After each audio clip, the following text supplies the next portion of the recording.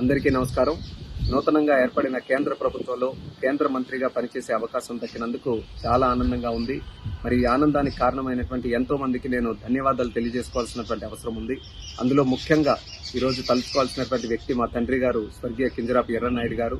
ఆయన చనిపోయిన దగ్గర నుంచి కూడా నాకు నిరంతరం వెన్ను తట్టుతూ పైనుంచి ఆశీర్వాదం ఎప్పుడు కూడా అందిస్తూనే ఉన్నారు. అలాగే ముఖ్యంగా మరి నాన్నగారు చనిపోయిన దగ్గర నుంచి హక్కును చేర్చుకుని నాకు నిరంతరం గైడెన్స్, సపోర్ట్ అన్ని ఇస్తున్నటువంటి మా అధినాయకుడు నారా చంద్రబాబు నాయుడు గారు, అలాగే నాకు సోదరుడు భావంతో చూస్తున్నటువంటి మా లోకేష్ అన్న గారు, అలాగే పవన్ కళ్యాణ్ గారు, అలాగే మన నరేంద్ర మోదీ గారు, మరి ముఖ్యంగా మా బాబాయ్ అచ్చెన్నాయుడు గారు, మా కుటుంబ సభ్యులు, మా అమ్మ, అలాగే మా సతీమణి అందరూ కూడా ఎన్నో త్యాగాలు చేసి ఈరోజు నేను 3 సార్లు గెలవడానికి కారణమయ్యారు. మరి ఈరోజు ఇంత స్థానంలో ఉన్నానంటే దానికి ప్రత్యేకమైనటువంటి కారణం మా శ్రీకాకుళం జిల్లా ప్రజలు. మీరు నా మీద చూపిస్తున్నటువంటి ప్రేమ, అభిమానం ఎంతవరకు తీసుకొని వచ్చిందో ఈరోజు ప్రత్యేకంగా మీరందరూ కూడా చూస్తున్నారు. దానికి మా శ్రీకాకుళం జిల్లా ప్రజలందరికీ కూడా శిరస్సు వంచి పాదాభివందనం తెలియజేసుకుంటున్నాను.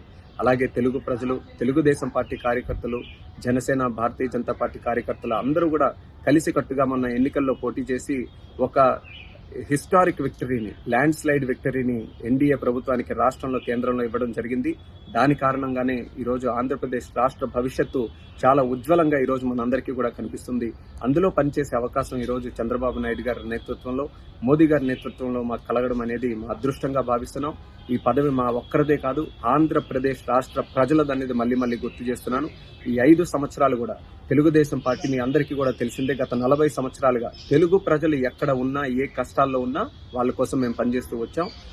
ఈ 5 సంవత్సరాలు కూడా మీకు ఇచ్చినటువంటి హామీలు, మేనిఫెస్టోలు, అలాగే మీకు ఇచ్చిన అష్యూరెన్సెస్ అన్ని కూడా ఫుల్ఫిల్ చేయడానికి రాష్ట్ర ప్రభుత్వం తరఫున, కేంద్ర ప్రభుత్వం తరఫున మా యొక్క సహాయ సహకారాలన్నీ కూడా శక్తి వంచన లేకుండా పనిచేసి మీ అందరికీ కూడా న్యాయం చేయడానికి, మన రాష్ట్రాన్ని అభివృద్ధి చేయడానికి మేము అందరం కూడా కష్టపడతామని తెలియజేసుకుంటున్నాం. మరి ముఖ్యంగా ఆంధ్రప్రదేశ్ రాష్ట్రాన్ని మళ్ళీ అభివృద్ధి పటంలో నడిపి దేశంలోనే నెంబర్ 1 రాష్ట్రంగా మనం తయారు చేయాలి. అదే మా అందరి తాలూకు లక్ష్యం.